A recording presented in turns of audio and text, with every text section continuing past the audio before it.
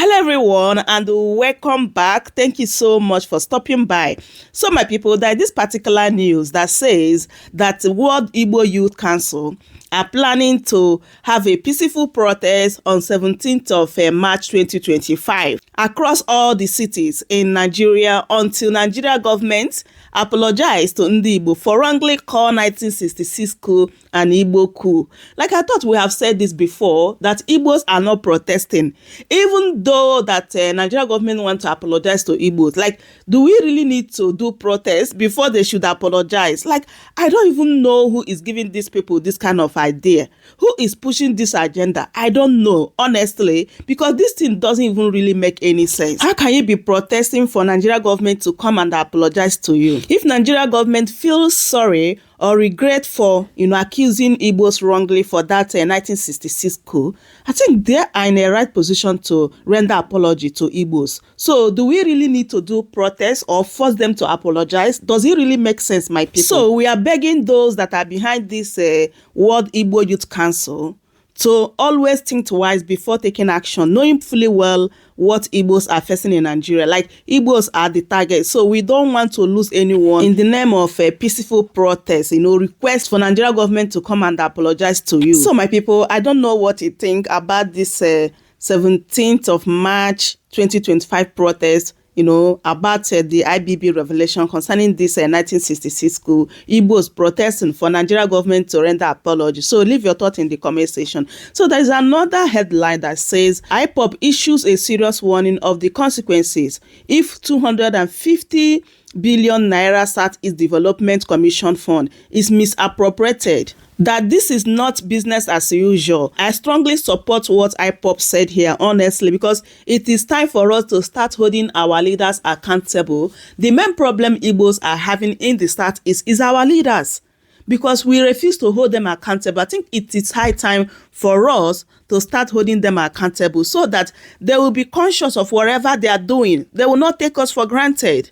Even look at what is happening in Enugu State. Have you seen Ohaneze Ndi Igbo or any of our leaders come out to say something about it? Even the Ohaneze Ndi Igbo Youth Council worldwide, they are even active more than the so-called Ohaneze Ndi Igbo. Why is Ohaneze Ndi Igbo keeping quiet of all these things that have been happening, especially the revelation made by IBB? Do you guys know that the particular one that we saw that requesting money from the federal government, according to them, they say is the fake Ohaneze Ndi Igbo? So the men Ohaneze Ndi Igbo, what are they still waiting for, my people? Even what is happening in Enugu State, is it not high time for them to make a statement or show concern about what is happening there? Okay, look at this headline here. They said that Ohaneze Ndi Igbo Youth Council worldwide has asked for an end to further attacks on the people of Isu-Ozo local government area of Enugu State. Like, it is only Ohaneze Youth Council is talking. They are the one talking, but the men Ohaneze just kept quiet. My people, it's like we enter from frying pan to fire,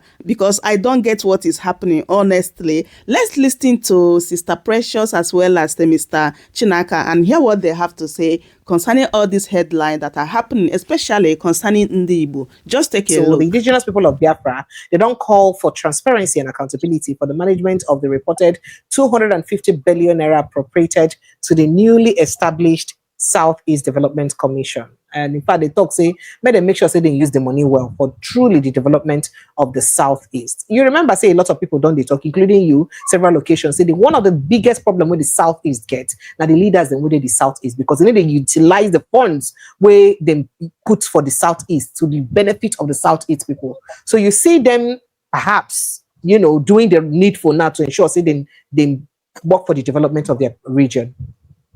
Well, I would say this.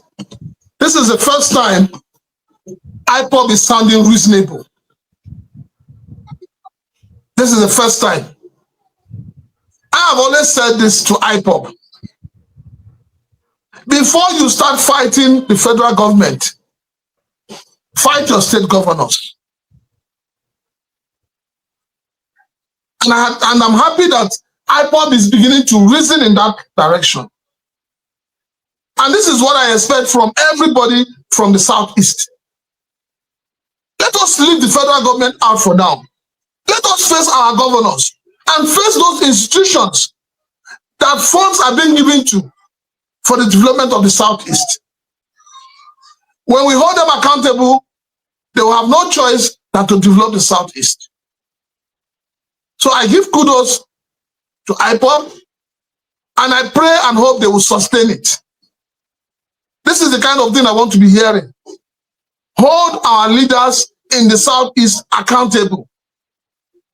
They are the bane of our problem. They are culpable in what the Southeasterners are going through, all of them. The governors, the leaders, the elders, even the Ezes. Some of them are criminals. You saw the other day, they were parading an Eze that was supporting kidnapping in his domain. And that's what I've said to you severally, and I'll keep saying it. We wake up from sleep, we say, British took our people as slaves. They carried our people away as slaves. But we forget that it is our own people that sold our own people into slavery. I saw that video where an Eze was collecting money, was supporting, aiding and abetting kidnapping. And tears rolled down my eyes. That is the height of desecrating a traditional institution. And that is why I'm also in support of what Lagos State government has done. All this SND everywhere, they should cancel it. So no more SND of Ajawa, SND of Yaba. You cannot try it in Lagos now. Who are you? How can you be an Eze in another man's land? So when you become an Eze in Lagos and you go to the east, will you still be an Eze? So those we have as leaders in the Southeast, they are the ones betraying the Southeasterners. They are the ones putting the Southeast in perpetual poverty.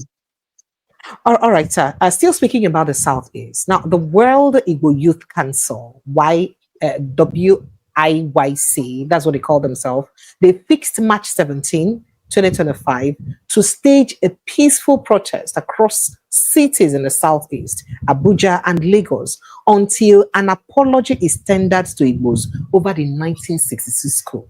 That is, this World Igbo Youth Council, don't talk, say, they no go agree. Say, from the 17th of this March, what they inside now, say they go begin protest for different cities for inside Nigeria. 17th now, which is 17th now from next week, Monday. Say they go begin protest for different areas then for inside Nigeria. They go protest for different cities for Southeast. They go protest for Abuja. They go protest for Lagos until Nigerian government apologize to Igbo people for the 1966 coup, where they wrongly call Igbo coup.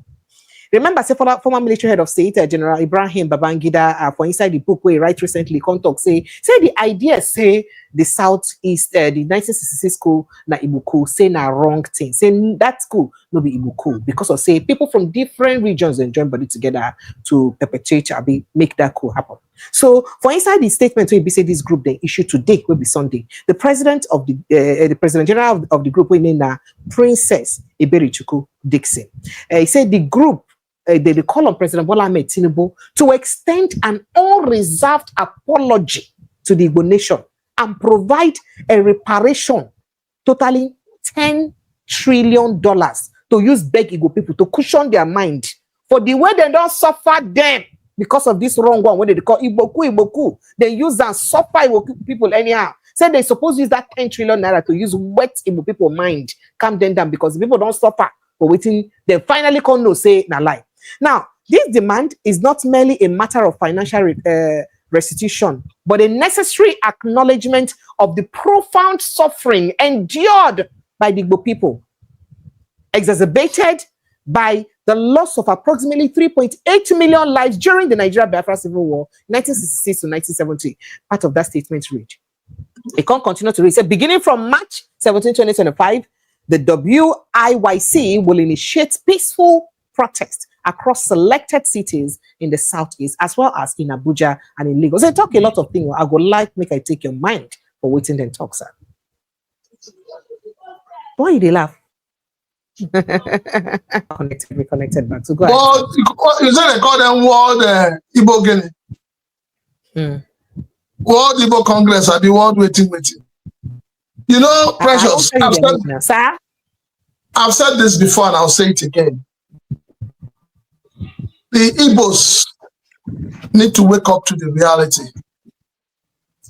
The Igbos need to address issues with one voice. I said to you that the book written by IBB that has finally put a cap on the 1966 coup, Abi? Yes. Saying that it's not an Igbo coup. Yes. My position still remains. It is not something every ragtag group will start agitating for. I have said something and I will stand by it. The leaders of thought in Igbo land, made up of traditional rulers, made up of governors, made up of elders of the land, made up of the youths, including Ohanes and Igbo. They should form a formidable committee. Let that committee study that book very well. And then sit down with the man who wrote the book. And then end up produce a report. And that report will become a communique that will be sent to the federal government.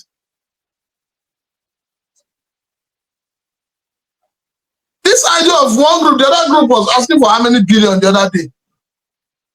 A fraction of the Ohanes and Igbo. Now, World Igbo Congress or World Igbo Congress, World Youth Congress is also asking for billions.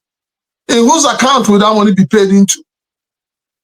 How will the funds, even if the federal government wants to give the money, how will it be managed? So there's a lot of questions begging for an answer. And the only answer we can get is when the people sit down to evaluate situations.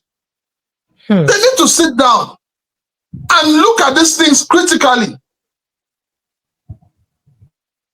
and ask questions. And one of the questions that should be asked is that, or one of the questions we should ask is, how do we manage the agitation for Biafra? It is very important. Can you hear me, sir? Go ahead, sir, please. That committee should also look into why we do not have referendum in the constitution. There has to be a referendum, first and foremost, to decide the fate of the Igbos in Nigeria. So that if any group talks, say they don't want to do again, make them find out how they go fit use make them happen. Make it not be like saying that by force for people to stay together. Exactly. And they know they staying together and they work. They see they force them to stay together. And we see they try to talk. Exactly. So for me, it's not about, I hope they know that on the 17th of March is on a Monday. Yes. And I hope they know that they sit at home. Nine make the one protest that day. Are they willing to take the risk? I don't know. Are they ready to confront your non-gunmen? But let me say this. Anybody that wants to protest and that wants to draw the attention of federal government should go and do it in Abuja. They say they go reach Abuja now. They say they go. They should not. They should leave the entire southeast, leave all the regions. Yeah. Go to Abuja and do your protest. Because power. What is the essence of wanting to protest in Lagos, for instance? They say they go also protest in Lagos State. At this time, that is why I've said before that this sit at home. You are killing businesses in your own region. You are killing your own people. You are driving them into poverty with your senseless sit at home that you people are organizing. In as much as IPOP have said that they are not a party to that sit at home, but they started it. And they have not been able to quell it up till now. But somebody don't talk about before say support the sit at home because say now voluntary way be say not just a means of civil disobedience. So people to talk the person where they talk about that person they talk about get business for Southeast. They get business for Southeast. You sit down in Lagos where you're comfortably doing your business and you say you're supporting sit at home in the Southeast. Are you okay? Talk all the businesses for Southeast they close every Monday. Is the person normal? Precious, is that person that is saying that in normal? That person needs to have a brain check. If you say you want to do sit at home as a Southeast agenda to fight for Southeast, then all the shops owned by Southeasterners across Nigeria on Mondays should not open. Then I will know that you guys are serious with sit at home. You come to Lagos, you not tell Ladipo Market not to open. You tell Alaba Market not to open. All the markets owned by Igbos, including supermarkets, across the entire country should not open on Mondays. Then we'll know that you're serious. But you cannot sit in Lagos or Abuja where your business is thriving, where you open your business from Monday to Sunday, and then you say you're in support of sit at home on Mondays. Honestly, that person is sick in the head. Do you know how many people that survive on daily basis from what they sell, from what they get? Every day. And they cannot move around. Because one non-entity is asking for sit at home. With all the sit at home they have done so far, what is the result? How positive has the result been? I beg, all these youths where they talk say they want to protest, when they calm down, country they hot, hunger there for land. Nigeria has become a country where you're going to do your own protest and other people will protest against you. I hope they know. Where they protest against protesters.